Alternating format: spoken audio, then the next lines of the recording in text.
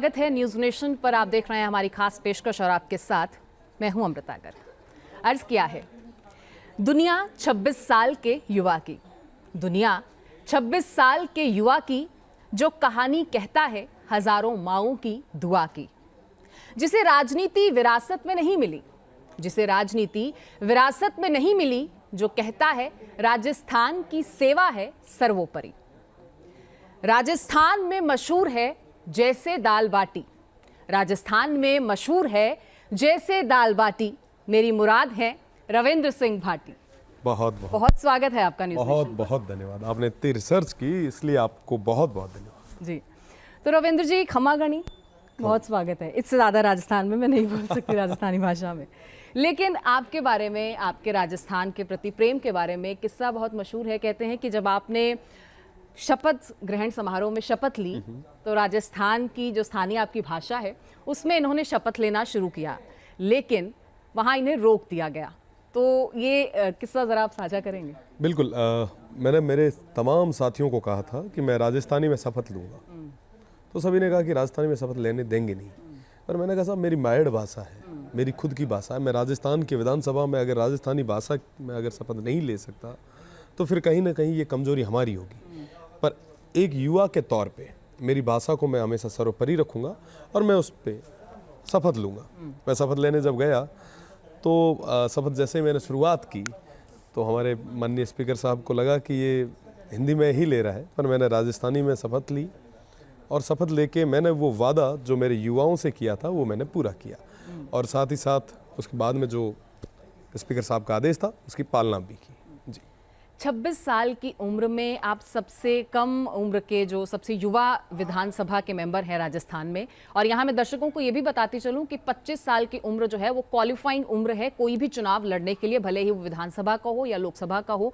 तो 25 साल की उम्र जो है वो मिनिमम क्वालिफाइंग उम्र जो है वो कही जाती है। तो 26 साल की उम्र में आपने तो झंडे गाड़ दिए हैं। 2019 से 2022 छात्र संघ के अध्यक्ष आप रहे, 2023 में विधायक, 2024 में लोकसभा प्रत्याशी, और वो भी बिना किसी राजनीतिक विरासत के। कैसे? जनता का आशीर्वाद। ये चुनाव और इससे पहले के चुनाव, ये तमाम चुनाव जनता ने लड़े। रविंद्र तो एक चेहरा था, उन्हें भरोसा था, उन्हें विश्वास था। जी, यूनिवर्सिटी से अब आप पहुंच चुके हैं लोकतंत्र के सबसे बड़े मंदिर कहे जाने वाले संविधान के उस मंदिर तक जहां तमाम उम्मीदवार हमारे आके बैठते हैं। तो इस छात्र राजनीति से, इस यूनिवर्सिटी की राजनीति से संसद तक का ये सफ़र जो आपने तय किया है, इसके पीछे किसकी इंस्पिरेशन रही है और ये कितना मुश्किल रहा है? हाँ, जाहिर सी बात है कठिनाइयाँ तो कई थी, पर मेरे जो साथी थे वो बहुत मजबूत थे। सबसे बड़ी चीज़ कि 36 कौम के उन युवाओं की बदौलत, जिनके साथ और सहयोग की बदौलत मैं विश्वविद्यालय का अध्यक्ष बन पाया, उनका साथ और सहयोग विधानसभा के चुनाव में भी रहा। साथ ही साथ शिव की देवतुल्य जनता ने मुझ जैसे साधारण परिवार से आने वाले एक युवा पे भरोसा जताया। तो कठिनाइयाँ तो खूब थी, पर सबका साथ था, सबका आशीर्वाद था, जनता का प्यार था। लेकिन 77 साल बाद आप ऐसी क्या क्रांति लाना चाहते हैं, ऐसा क्या बदलाव चाहते हैं कि इतना बड़ा, इतना विशाल जनसमूह, ये जन सैलाब आप साथ लिए हुए चलते हैं? मैं आपको बताना चाहूँगा कि 77 साल से लोगों ने जो सपने देखे थे, उनको सपनों को हकीकत में बदलने वाला कोई आया नहीं। उन्हें एक भरोसा हुआ, एक विश्वास हुआ कि ये रविंद्र आगे आया है, ये हमारे लिए कुछ करेगा। आपको बताना चाहूँगा कि मैं उस क्षेत्र से आता हूँ जहाँ पे आज भी सबसे बड़ी समस्या पानी की है। आज़ादी के 77 साल बाद में भी हमारा आदमी अभी तक पानी के लिए तरस रहा है। मैं एजुकेशन, हेल्थ की बात करूँ तो वहाँ पे कुछ भी नहीं रहा। मैं अगर बात करूँ एम्प्लॉयमेंट की, रोज़गार की, तो मेरे युवा आज भी दर दर की ठोकरें खा रहे हैं, पर उनके युवाओं को रोज़गार के लिए कोई बात नहीं कर रहा, उनके हक और अधिकारों के लिए कोई बात नहीं कर रहा। मैं आपको बताना चाहूँगा कि वो तमाम लोग जो अभी नामांकन में भी आए और उससे पहले भी जो आए थे, उन सभी ने मुझे एक भरोसा दिलाया है और साथ ही साथ में मुझ पर एक विश्वास जताया है कि रविंद्र आगे आएगा, कुछ करेगा, इस क्षेत्र के लिए कुछ करेगा, हम सभी के लिए कुछ करेगा। अच्छा, एक बगावत आपकी राजनीति का फॉर्मूला लगता है, ये बगावत आपकी अब तक की राजनीति का आधार सा क्यों नजर आता है? 2019 से अब तक, फिर चाहे वो एबीवीपी हो या बीजेपी की 9 दिन की सदस्यता, बगावत क्यों? राजनीतिक जीवन में कई सारे उतार चढ़ाव आते हैं। मैंने हर समय हर संभव प्रयास किया कि मैं किसी पॉलिटिकल पार्टी से चुनाव लड़ूं ताकि चुनाव भी आसानी से लड़ पाऊं, पर कोई पॉलिटिकल गुरु था नहीं मेरा। साधारण परिवार से आता हूँ, पॉलिटिकल बैकग्राउंड नहीं है, राजनीतिक पृष्ठभूमि नहीं है, जिसके कारण कई सारी कठिनाइयाँ भी आई। पर मैं धन्यवाद देना चाहूँगा उन तमाम लोगों को जिन्होंने मेरा टिकट कटवाया या टिकट नहीं दिया, जिनकी बदौलत मैं एक निर्दलीय के तौर पे आगे आ पाया। 2019 की अगर मैं बात करूं तो 57 साल के इतिहास में पहली बार एक निर्दलीय जीता, 3 साल का टेन्योर मिला। वापस जब 2023 के लिए प्रयास किया, मैं प्रयास कर सकता था, मैंने प्रयास में कोई कमी नहीं छोड़ी, पर परिस्थितियाँ ऐसी बनी कि मुझे टिकट नहीं मिल पाया। पर मैं धन्यवाद देना चाहूँगा उन तमाम साथियों को जिन्होंने सहयोग किया और जिनकी वजह से मैं निर्दलीय बन पाया। तो आपने कहा कि टिकट नहीं मिल पाया, तो क्या लगता है कि बीजेपी में कौन आपका विरोध कर रहा है? इतना जन सैलाब आपके साथ है और आपने अपनी राजनीति का जो लोहा है वो छात्र रहते हुए ही मनवा लिया था, तो क्यों टिकट नहीं मिल रहा? विरोधी कौन है बीजेपी में? नहीं, ऐसी कोई बात नहीं है। राजनीति में कई सारे समीकरण होते हैं, कई सारे उतार चढ़ाव होते हैं, कई सारी स्थितियाँ परिस्थितियों को देख के निर्णय लिया जाता है। और सबसे बड़ी चीज़ कि ये किसी भी पॉलिटिकल पार्टी का इंटरनल जजमेंट होता है कि उन्हें किसे देना है। हम प्रयास कर सकते हैं, हमारे हाथ में प्रयास है, देना नहीं देना वो उन पे है। नहीं मिल पाया, कई सारी स्थितियां रही, पर मैं किसी व्यक्ति विशेष का नहीं कह सकता, सभी का साथ रहा जी। और स्थितियां ऐसी बनी कि नहीं मिल पाया जी। अच्छा, आप पर एक आरोप लगता है अपॉर्चुनिस्ट होने का, और बहुत प्रचार भी इस चीज़ का किया जा रहा है कि ठीक है आप निर्दलीय लड़े हमेशा से, लेकिन आपको एक मौका दिया गया विधानसभा में, 5 साल का वक्त आपके पास था, अभी तो जुमा 6 महीने हुए हैं, तो क्यों ये जल्दबाजी, क्यों आपको अपॉर्चुनिस्ट कहा जा रहा है, आपको अवसरवादी कहा जा रहा है?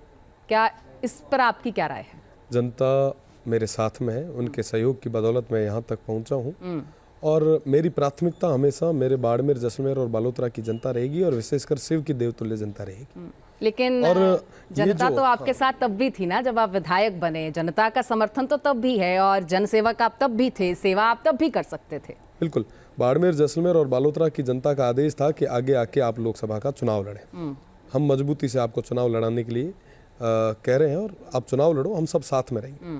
तो उनके आदेश की मैंने पालना की और अब जब कोई और लांछन रहा नहीं तो तरीके के बातें हो रही है, मैं स्वागत करूंगा उनका, पर मैं विश्वास के साथ कह सकता हूं आने वाली 26 तारीख को देवतुल्य जनता मुझ पे आशीर्वाद देती। अच्छा, मैं नाम नहीं लूंगी या फिर अगर आप चाहें तो ले भी लें, लेकिन बीजेपी के एक नेता का कहना है कि 5 साल का उन्हें वक्त मिला था, उन्हें अभी काम करना चाहिए था। उन्होंने ये तक कहा कि अगर विधानसभा चुनाव की भी बात करें तो ज़्यादा अंतर नहीं था, 3000 वोट से ही आप जीते थे, आप अकेले हैं, आप क्या करेंगे, सरकार तो हमारी है। ये तक कहा गया कि वो भी मैच्योर नहीं है राजनीति में। वो बड़े लोग हैं, बड़ी बातें कर सकते हैं। मैं छोटा हूँ और साधारण परिवार से आता हूँ। हो सकता है कि आप जितना पॉलिटिकल एक्सपीरियंस मुझे नहीं है, पर जो मैं हूँ ठीक हूँ।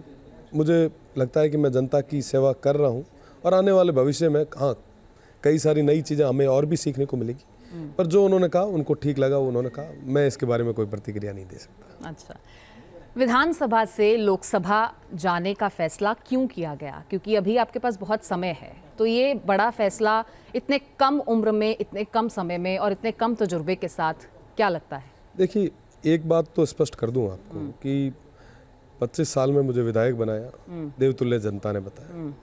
पहली बार जब चुनाव लड़ने के लिए विधानसभा का आगे आया तो बड़ी ऐसी परिस्थिति में मैंने चुनाव लड़ा जब कोई पॉलिटिकल बैकग्राउंड भी नहीं था, कोई पॉलिटिकल मैदान भी तैयार नहीं था, फिर भी जनता के साथ और सहयोग की बदौलत मैं चुनाव लड़ पाया।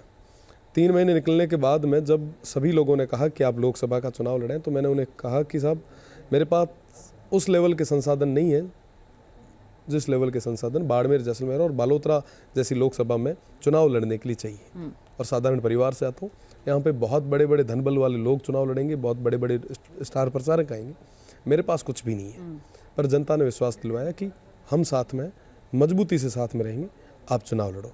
मैंने कहा ठीक है, मैं सोच के बताऊँगा। जब मैं 26 तारीख को उन तमाम सर्व समाज के आगे जब मैं गया, उनसे मैंने निवेदन भी किया कि साहब आप कह तो रहे हैं, फिर ये ना हो कि भैया रविंद्र बैठ जा, फिर रविंद्र नहीं बैठेगा, रविंद्र की गाड़ी में रिवर्स का गेयर नहीं है।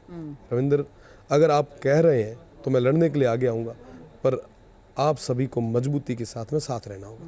तो उन्होंने विश्वास जताया।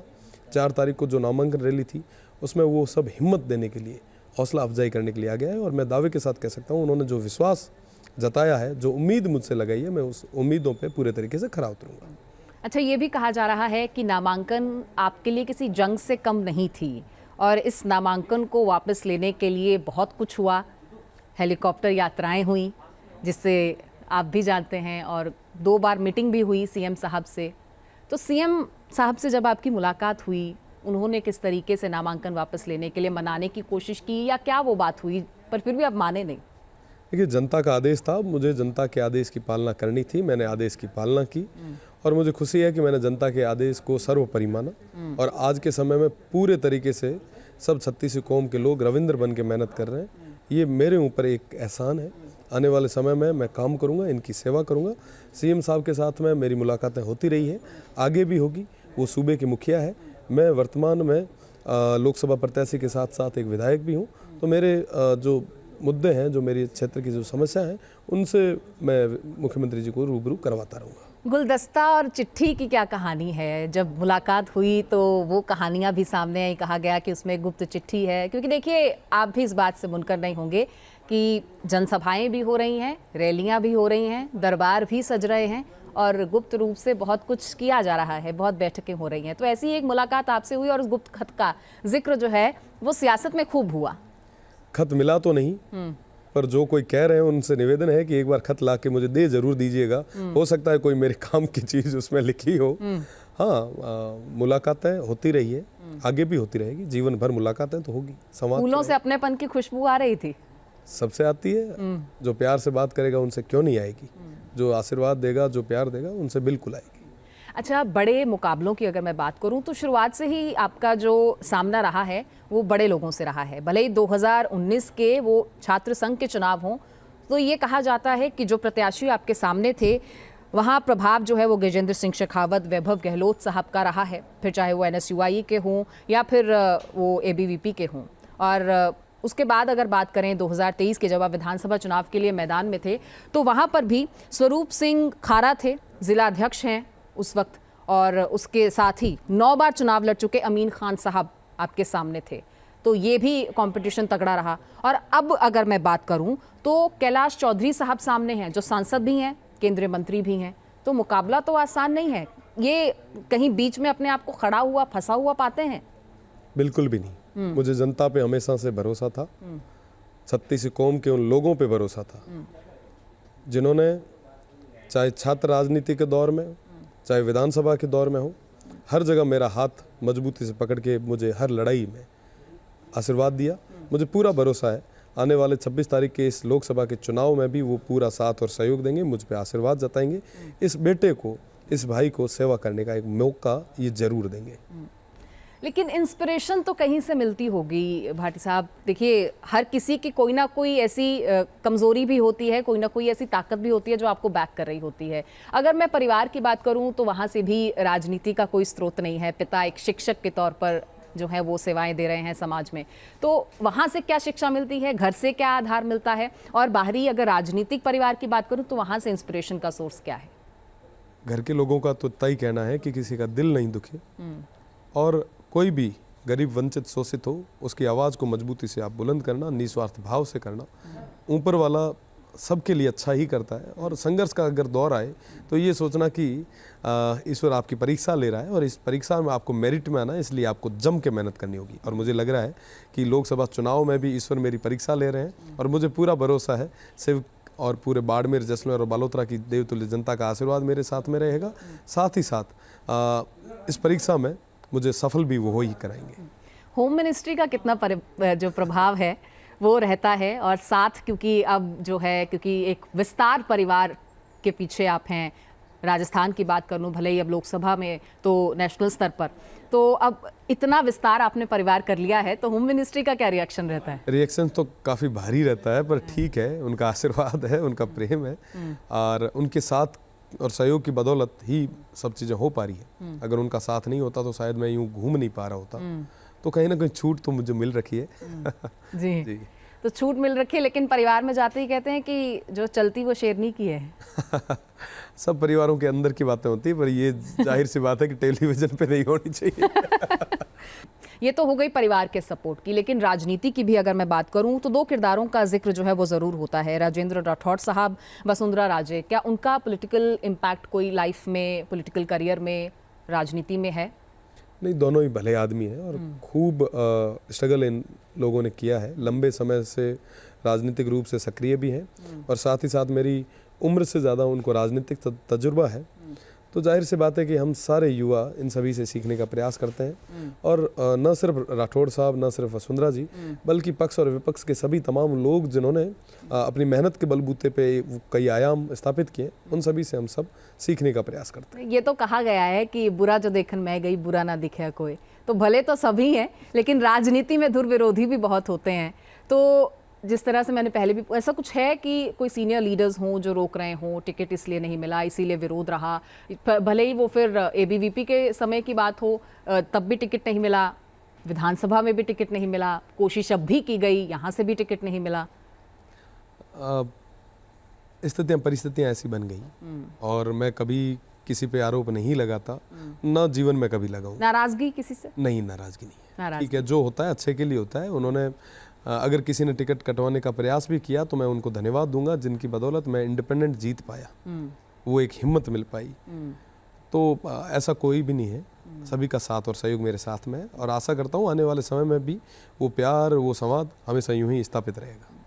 अच्छा, पिताजी चाहते थे कि कुछ और बने, फिर आप पॉलिटिक्स में आ गए, या छात्र पॉलिटिक्स में भी कैसे आए, राजनीति में कैसे रुझान हुआ? मैं 2013 से 19 तक छात्र संघ में और छात्र राजनीति में आंशिक रूप से सक्रिय रहा, विशेष तो नहीं। पर जैसे 19 में लॉ कंप्लीट हुई, पिताजी हमेशा चाहते थे कि वकील बने, वकालत करे और कोर्ट के अंदर जो भी कोई वंचित हो, शोषित हो, उसकी आवाज़ को बुलंद करे। पर 19 में जब मैंने चुनाव लड़ने का विचार किया, मैंने परिवार से बात की, परिवार के लोगों ने कहा कि साहब ये बहुत बड़ा चुनाव है, कोई छोटी बात नहीं है, कैसे लड़ोगे, क्या होगा, कैसे नहीं होगा, पॉलिटिकल कोई बैकग्राउंड नहीं है। फिर भी उनका साथ और सहयोग रहा, उनका आशीर्वाद हमेशा रहा, आज भी मेरे साथ उनका आशीर्वाद है, जिसकी बदौलत मैं यहाँ तक पहुँच पाया हूँ। अच्छा, पॉलिटिकल करियर छोटा हो बड़ा हो, लेकिन कुछ ना कुछ कंट्रोवर्सीज तो जुड़ ही जाती हैं, ये राजनीति का हिस्सा होती हैं। तो आपके साथ भी जुड़ी, भले ही वो फिर फंड्स को लेकर बात हो, क्योंकि देखिए जहां ज़रूरत आपको सपोर्टर्स की है, आपको जन समर्थन की है, वही फंड्स की भी है। विधानसभा चुनाव आपने लड़े, निर्दलीय लड़े, आप जीते भी, लेकिन उसके पीछे के फंड्स कहाँ से रेज किए गए, कहाँ से स्रोत बना, इसके पीछे हमेशा बड़े सवाल रहे। और आपकी जो लग्जरी गाड़ियाँ, जो बड़े बड़े काफिले सड़कों पर दौड़ते हैं, सोशल मीडिया पर काफ़ी युवा उन्हें पसंद करते हैं, तो वो लग्जरी गाड़ियों की हाईलाइट्स जो हैं वो भी हमेशा सुर्खियाँ बटोरती रही हैं। मैं आपको बताना चाहूँगा कि मेरे इस क्षेत्र में, विशेषकर इस रेगिस्तान में, ये जो लोग हैं, ये काल के थपेड़ खा के इतने मजबूत हो चुके हैं कि ये हर परिस्थिति में मेहनत करना जानते हैं, संघर्ष करना जानते हैं। इन तमाम जितने भी मेरे लोग हैं, इन सभी से मैं हमेशा प्रेरणा लेता हूँ और इन सभी की बदौलत ही मैं यहाँ तक पहुँच पाया हूँ। रही बात फंड्स की, तो मेरे लोगों के अंदर अपनायत है, वो फंड के लिए नहीं, वो किसी स्वार्थ के लिए नहीं, निस्वार्थ भाव से एक भाई के लिए आगे आए हैं।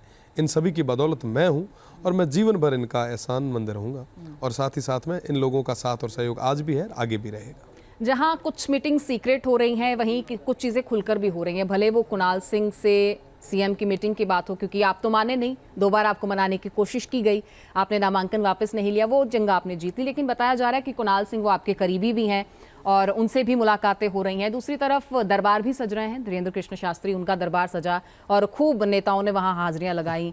तो क्या लगता है, क्या मैसेज आता है और क्या भारी पड़ रहा है?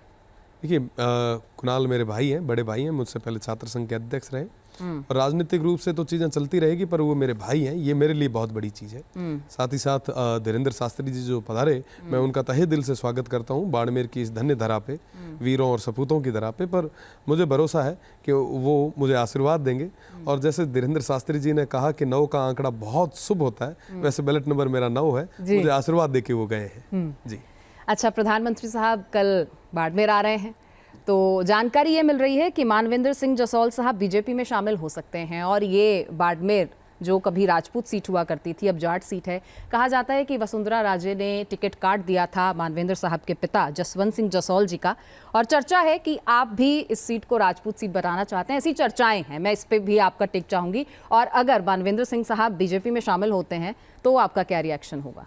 मानवेंद्र सिंह जी साहब काफ़ी पुराने सीनियर लीडर हैं और शिव के पहले विधायक रह चुके हैं, मेरे बड़े भाई हैं और राजनीतिक रूप से वो कहीं पे भी जाएं, उनका वो निजी विचार है और मैं उनके उज्जवल भविष्य की शुभकामनाएं उन्हें देता हूं। साथ ही साथ जसवंत सिंह जी की अगर मैं बात करूं तो मालानी के वो सपूत थे जिन्होंने वित्त, विदेश और रक्षा जैसे मंत्रालय भारत सरकार में संभाले। मुझे लगता है कि उनसे बड़ा लीडर वेस्टर्न राजस्थान में कभी कोई नहीं हुआ है।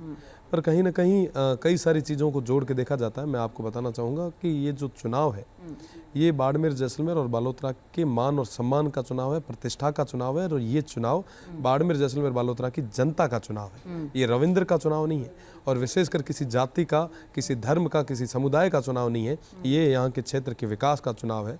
जो क्षेत्र अभी तक पिछड़ा है उसको आगे तक ले जाने का चुनाव है। जी, कहते हैं कि भूले सुबह का भूला हुआ शाम को वापस आ जाए तो उसे भूला नहीं कहते हैं। इसे ही लेकर चर्चाएं हैं कि अगर आप सीट जीतते हैं तो बीजेपी में शामिल हो सकते हैं। बीजेपी से टिकट भले नहीं मिला, लेकिन चर्चाएं हैं कि हो सकता है कि भाटी साहब जीतने के बाद बीजेपी में शामिल नजर आए।